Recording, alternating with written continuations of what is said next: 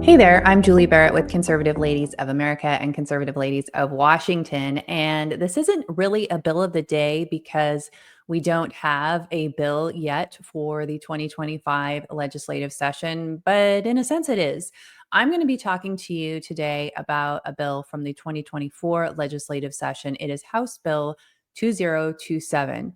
And the bill is concerning certification, background checks, and training requirements for sheriffs, police chiefs, marshals, reserve officers, and volunteers.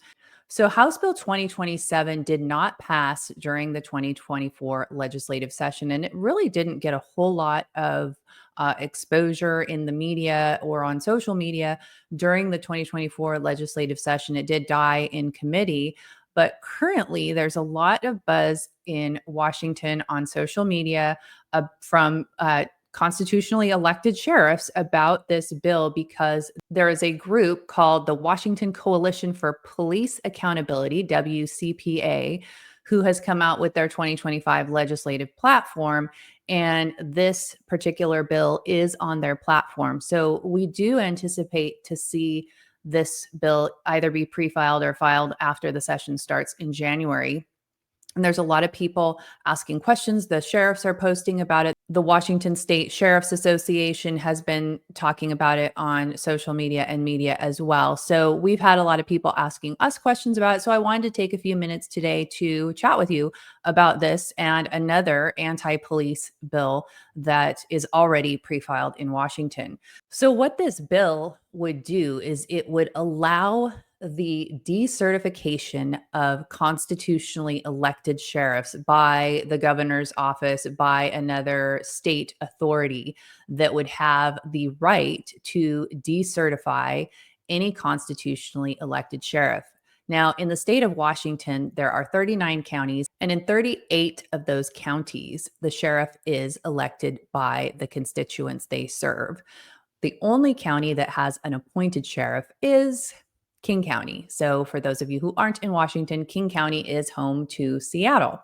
So, it's a very progressive area run by Democrats. And the sheriff's position is really one of the important positions where there is checks and balances against government. And we saw that in COVID. I was living in Snohomish County at the time, and my sheriff was Sheriff Adam Fortney.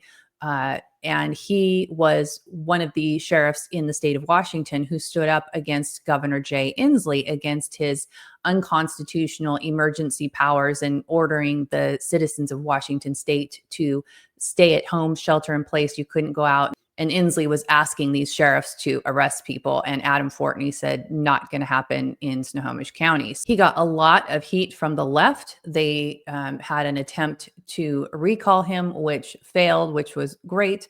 But he did get, in the last election, he did get replaced by a leftist sheriff. I think her name's Susanna Johnson, is now the sheriff in Snohomish County. So it would really allow for groups, especially in these blue areas, to get rid of these constitutionally elected sheriffs. This bill is unconstitutional. Sheriff John Knowles made a comment to media in Spokane last year about this bill, talking about how these legislators can't uphold their oath of office and vote in favor of this bill. Personal opinion is that they're violating their oath of office by penning legislation and voting for legislation that is blatantly unconstitutional. Sheriff Knowles also said on Facebook, "This is yet another example of the Washington State Legislature Democratic Party majority's attempt to circumvent local governmental control, willfully violate the Washington State Constitution, and destroy the checks and balances between executive, legislative, and judicial branches of government. The voters of Washington State must preserve their voice and contact their legislative representatives about this significant constitutional overreach." And this is one of the big reasons why we want people to speak up and speak out when these things are in session. We need the Democrats to know how much the citizens oppose this kind of thing. This is unconstitutional, and the citizens have a duty to speak up. So let's talk about this group that is advocating for this type of policy. This is coming from the Washington Coalition for Police Accountability. This legislation would give sheriffs and police chiefs eligibility.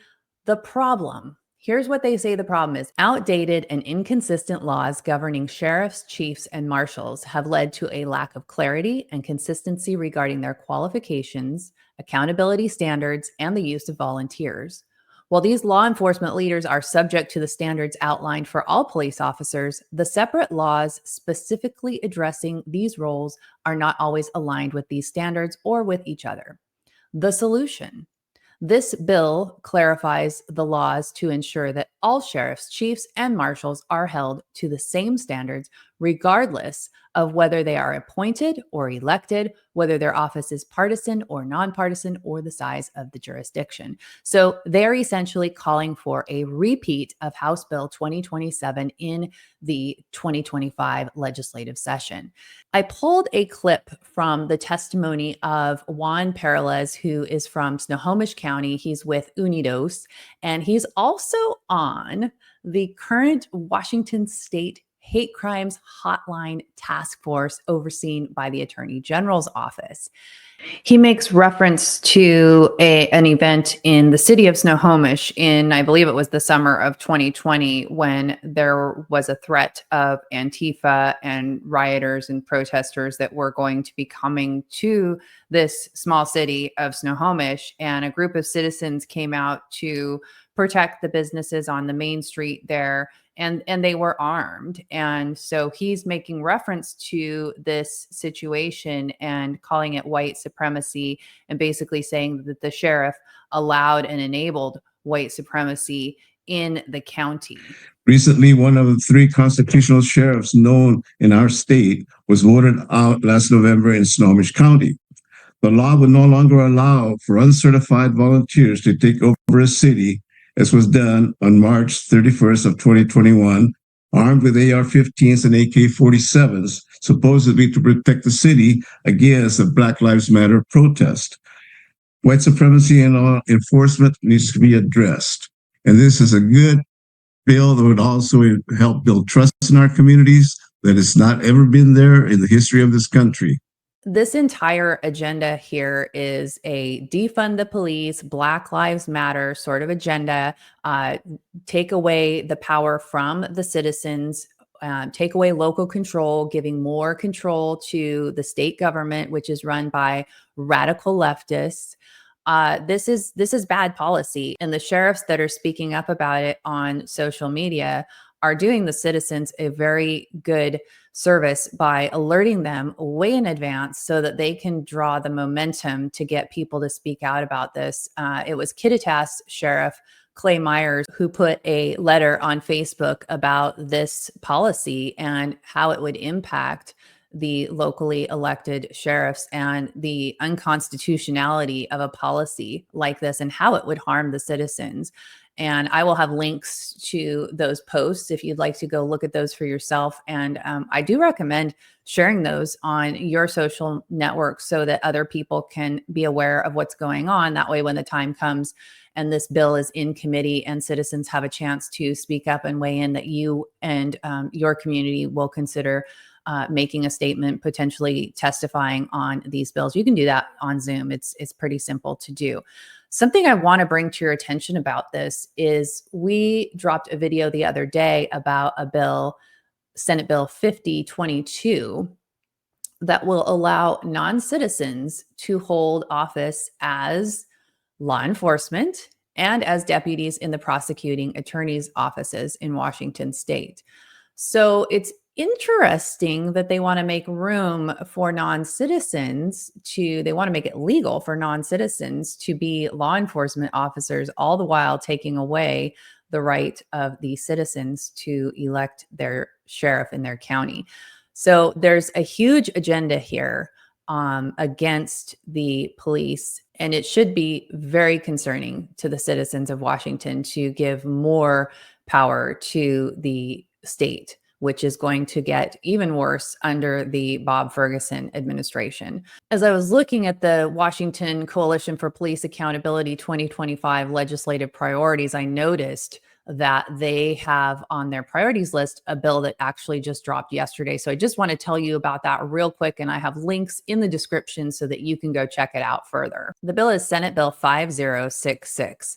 And this is an act relating to strengthening and clarifying the authority of the Attorney General to address local law enforcement and local correction agency misconduct through investigations and legal actions.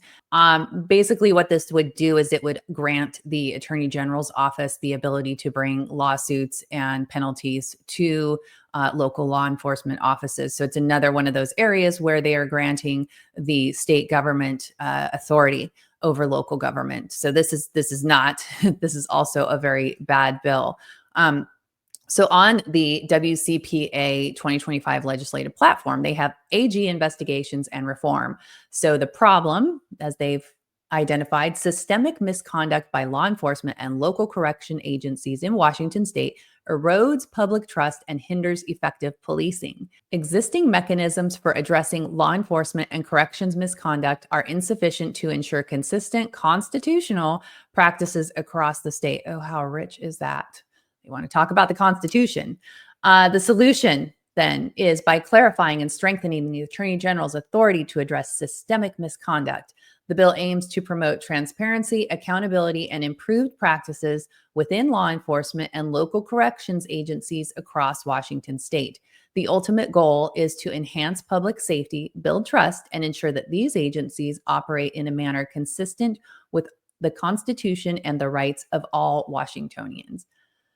There's nothing constitutional about these policies and this agenda that they are doing. It is anti-police, as we've already seen by the bills that have been pre-filed. So we've got a number of issues going on here in the legislature against the law enforcement in Washington state. This is a huge concern, and I would say, just based on the policies that we've already seen be pre-filed, we are going to have a session where they're really going to try to crack down hard on this, which means it's important for the citizens of Washington to speak up against this and to come out and oppose this. So I've got links to lots of materials for you in the description. I would encourage you to go check those out.